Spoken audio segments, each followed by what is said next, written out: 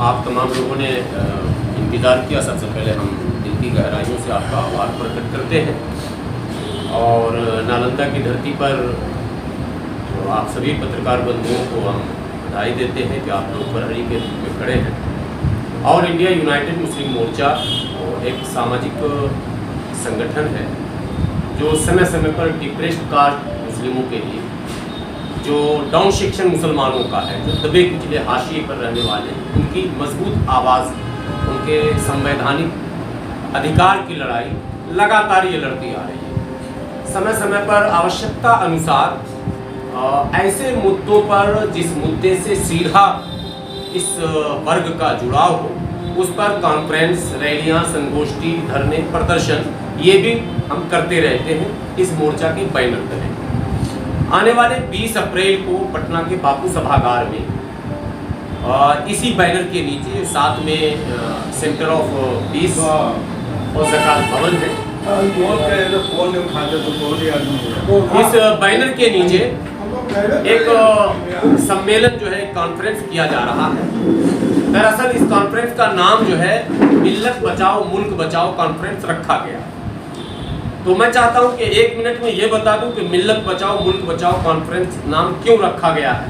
क्योंकि इस वक्त मुल्क में, और इस वक्त नहीं बल्कि आज़ादी के बाद से मुसलमानों का जो वोटिंग पैटर्न रहा वो ये रहा कि सिक्योरिटी के नाम पर हम वोट देते आए। हमेशा हमारा वोट ये रहा कि सुरक्षा के नाम पर हमने वोट दिया।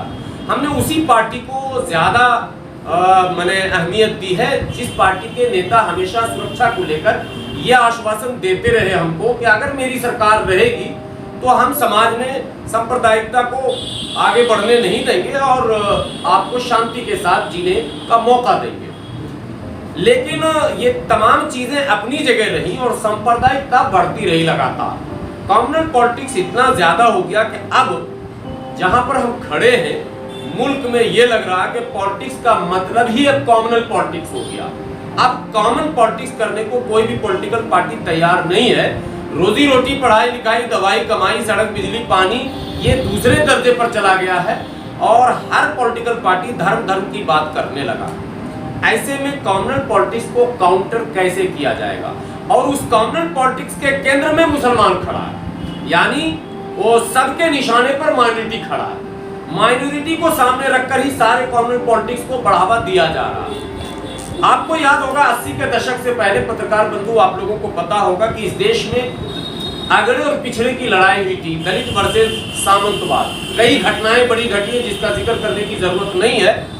लेकिन 80 के दशक में जब दलितों पर अत्याचार बढ़ने लगे, सामाजिक अत्याचार बढ़ने लगे, तो उस समय की केंद्र सरकार ने, राजीव गांधी के नेतृत्व में जो सरकार थी, उसने प्रिवेंशन ऑफ एट्रोसिटी एक्ट 1989 अर्थात अत्याचार निवारण अधिनियम 1989 एक कानून लाया गया। उस कानून का उद्देश्य ये था कि जो ये वर्ग शोषित है, जिस पर कोई भी हाथ उठा देता है और उस पर कोई कानूनी कार्रवाई नहीं होती, यानी कि बेलगाम है लोग, मारना पीटना, जमीनें लूट लेना, बहु बेटियों पर हाथ उठा देना इत्यादि इत्यादि इत्यादि, तो इसको कानूनी कवच दिया जाए। भारत के संविधान में तमाम तरह के कानून है, तो सबके सुरक्षा का इंतजाम है उसमें, लेकिन फिर भी स्पेशल प्रोटेक्शन एक्ट ये बनाया गया, विशेष सुरक्षा का अधिनियम बनाया गया उनके लिए। किनके लिए?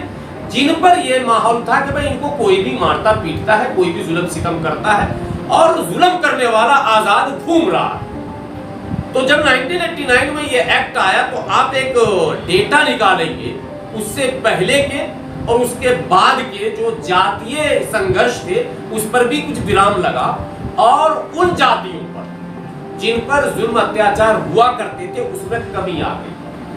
और जब कमी आ गई तो वो वर्ग समाज में खुलकर सामने आया और उसकी सामाजिक और राजनीतिक स्थिति क्या है वो आपको बताने की जरूरत नहीं है। 80 के दशक से पहले और आज क्या अंतर दोनों में आया। अब जो एट्रोसिटीज होते थे, जो अत्याचार होता था, जो जुल्म होता था, वो बिरादरी के बुनियाद पर तो उनके साथ होता था, उस वर्ग के साथ, लेकिन मजहब की बुनियाद पर जितने भी मजालिम होते थे उसका केंद्र हमेशा मुसलमान रहा। हालांकि माइनॉरिटी में ईसाई भी कई बार चपेटे में आए, बौद्धिस्ट भी कई बार इसमें आए, लेकिन केंद्र में मुसलमान रहा। आज की जो परिस्थिति है, जो हालत 80 के दशक में दलितों की थी, तकरीबन उसी स्थिति में हम आकर सामाजिक स्थितियों में बता रहा हूँ। हालांकि सच्चर कमेटी की रिपोर्ट ने तो हमारे आर्थिक, सामाजिक, शैक्षणिक, राजनीतिक सभी मोर्चे पर हमें दलितों से पीछे बताया, सच्चर कमेटी की रिपोर्ट ने। लेकिन आज अनुभव सबको हो रहा है कि मुसलमान अपने हाथ पर, यानी जो मोदी जी बोलते हैं ना आत्मनिर्भर, मुझे लगता है भारत में सबसे आत्मनिर्भर कौम जो है वो माइनॉरिटी है। दस्तकारी, मेहनत, कुछ भी करके कमाने को, खाने को तैयार, अपने बच्चों को मदरसे में पढ़ाकर भी वो जी रहा है, छोटे मोटे कारोबार भी कर रहा है, मतलब सरकार पर बहुत ज्यादा आश्रित आज भी नहीं है। लेकिन मसला तब हो जाता है जब कॉमनल माहौल खराब हो जाता है। अब सड़क पर हम मुर्गा, मछली, फल, सब्जी, अंडा बेच रहे हैं, मान लीजिए टायर पंचर बना रहे हैं, बहुत सारे कारोबार हैं, मजदूर तबका सब शहर सड़क पर ही कमाता है, और अचानक जो है शहर का माहौल खराब हो जाता है, दंगे फसाद का माहौल बनता है, कर्फ्यू होता है। प्रभावित कौन होता? जो सड़क पर रोज कमाने खाने वाला वो तबका होता है।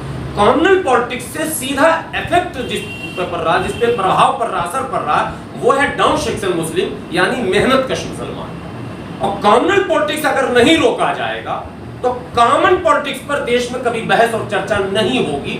उसका भी खमियाजा गरीब हिंदू और गरीब मुसलमान दोनों उठाएगा। गरीब और अमीर का सवाल है, क्योंकि गरीब सड़क पर कमाता है, डाउन सेक्शन प्रभावित होता है। इसलिए यूनाइटेड मुस्लिम मोर्चा का मानना है कि अगर कॉम्युनल पॉलिटिक्स पर विराम लगाना है तो जैसे प्रिवेंशन ऑफ एट्रोसिटी एक्ट 1989 में आपने बनाया, अत्याचार निवारण अधिनियम, वैसे ही या तो उस अधिनियम में, चूंकि उस अधिनियम में एससी और एसटी को रखा गया, प्रोटेक्शन उन दोनों को दिया गया, तो इसलिए इसको एससी एसटी एक्ट कहते हैं, गांव के भाषा में हरिजन एक्ट भी कहते हैं आप, ठीक है। ये एससी एसटी एक्ट है। तो हम लोगों का ये मानना है, मोर्चा का ये मानना है कि या तो प्रिवेंशन ऑफ एट्रोसिटी एक्ट में इंक्लूड कर दिया जाए मुसलमानों को भी, या डाउन सेक्शन मुस्लिम को भी बाइफरकेट करके, अन्यथा प्रोटेक्शन के लिए कोई एक्ट जो है एक अलग से जरूर बनाया जाए। इनके प्रोटेक्शन का एक्ट होगा तो आप सभी पत्रकार बंधु जानते हैं, मैं कैमरे पर वो सारे शब्द बोल नहीं सकता हूँ जो मार्केट में चल रहे हैं, मैंने मुल्ला फला डैश डैश ये जाओ वो जाओ। भारत के लोकसभा, आपने वो भाषण तो देखा ही होगा, क्या क्या नहीं कहा गया, एक संसद को, सम्मानित संसद को कहा गया, लेकिन कार्रवाई हुई नहीं। वो जो कहने वाले सांसद थे, माननीय वो भी थे, और दूसरे माननीय को लोकसभा के अंदर जो सारे शब्दों से नवाजा गया, वो आज भी माननीय बनने पर लगे हुए थे। अभी दिल्ली के विधानसभा में उनको फिर टिकट दिया गया था। मतलब ये है कि संसद के अंदर अगर ऐसे ऐसे शब्द कहे जा रहे हैं और उस पर कोई कानूनी शिकंजा नहीं है, तो आम सड़क पर हम जैसे लोगों का क्या होगा। मॉब लिंचिंग की लगातार घटनाएं बढ़ रही है, आप सब देख रहे हैं। हमको लगता है कि हम अनसेफ हैं।